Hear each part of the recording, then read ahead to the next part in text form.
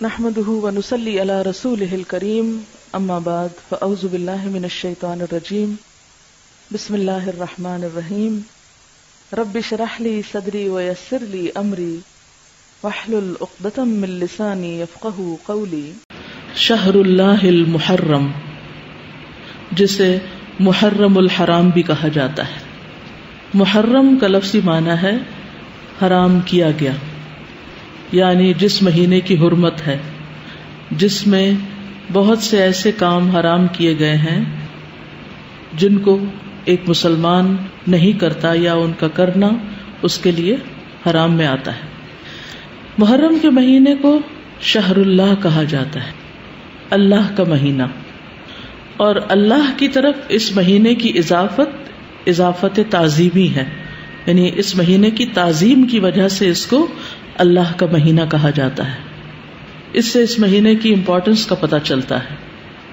صحیح مسلم کی روایت میں آتا ہے، ابو ہریرہ رضی اللہ عنہ سے روایت ہے کہ رسول اللہ صلی اللہ علیہ وسلم نے فرمایا، رمضان کے بعد سب سے افضل روزے اللہ کے مہینے محرم کے ہیں. تو گویا اس مہینے کی بھی خاص عبادت پھر کیا ہوئی؟ روزے. عشر ذی الحجہ میں تو پہلے 9 دن کے روزے تھے، لیکن اس میں پورے مہینے میں سے جب بھی آپ چاہیں روزے رکھ سکتے ہیں. ضروری نہیں کہ پورے ہی مہینے کے روزے رکھیں جیسے رمضان میں رکھے جاتے ہیں، لیکن 10 تاریخ کا روزہ جو ہے اس کی خاص فضیلت ہے. محرم الحرام کی ایک اہمیت کی وجہ یہ بھی ہے کہ یہ ہجری سال کا پہلا مہینہ ہے، تو یہ مہینہ عظمت اور برکت والا ہے اور حرمت والا ہے. حسن بصری کہتے ہیں کہ بے شک اللہ نے سال کی ابتدا بھی حرمت والے مہینے سے کی اور اس کا اختتام بھی حرمت والے مہینے سے کیا، یعنی آغاز بھی حرمت سے، اختتام بھی حرمت پر. سال میں رمضان کے بعد اللہ کے ہاں محرم سے بڑھ کر عظمت والا کوئی مہینہ نہیں. تو اس سے کیا پتہ چلتا ہے کہ اگر کسی چیز کی ابتدا میں بھی حرمت ہے اور انتہا میں بھی، تو پھر ان دو کے بیچ میں کیا ہونا چاہیے؟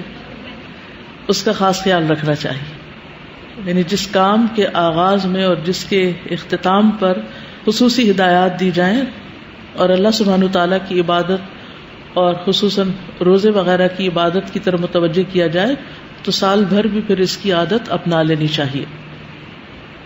نئے سال کا آغاز جو ہے وہ دعا سے کرنا چاہیے. عبداللہ بن ہشام سے روایت ہے، وہ کہتے ہیں کہ جب مہینہ یا سال آتا تو رسول اللہ صلی اللہ علیہ وسلم کے صحابہ یہ دعا اس طرح سیکھتے جیسا کہ وہ قرآن سیکھتے. اللہم ادخلہ علینا بالامن والایمان والسلامت والاسلام وجوار من الشیطان ورضوان من الرحمن.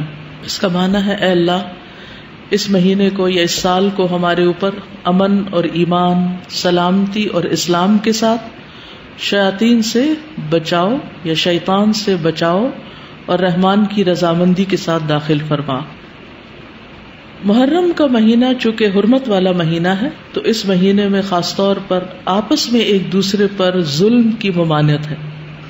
قرآن مجید میں آتا ہے، ان عدت الشہور عند اللہ 12 شہرا فی کتاب اللہ یوم خلق السماوات والارض منها 4 حرم ذلک الدین القیم فلا تظلموا فیہن انفسکم.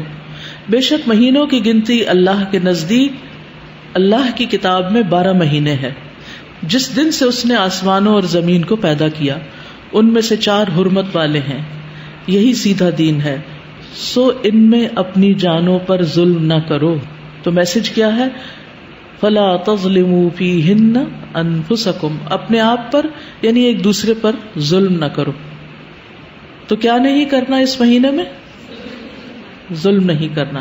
ظلم کی کون سی شکلیں ہوتی ہیں؟ ظلم ہوتا ہے کسی کو اس کے حق سے محروم کرنا، کسی کا حق چھیننا، کسی کا حق مارنا. اس کا یہ مطلب نہیں کہ باقی مہینوں میں ظلم کر سکتے ہیں. اس کا مطلب یہ ہے کہ دوسرے مہینوں کی بنسبت ان حرمت والے مہینوں میں ظلم بہت بڑا گناہ اور بوجھ ہے. اگرچہ ظلم ہر حال میں بہت بڑا گناہ ہے، مگر اللہ جس کام کے گناہ کو چاہے بڑھا دے، جیسا کہ اللہ جس کام کے اجر کو چاہے بڑھا دے. یعنی وہی نماز ہوتی ہے، وہی صدقہ خیرات ہوتا ہے، لیکن عشرہ ذی الحجہ میں کیا ہوتا ہے، اس کا اجر کئی گنا بڑھ جاتا ہے. اسی طرح حرمت والے مہینوں میں ظلم کا گناہ جو ہے وہ زیادہ ہو جاتا ہے.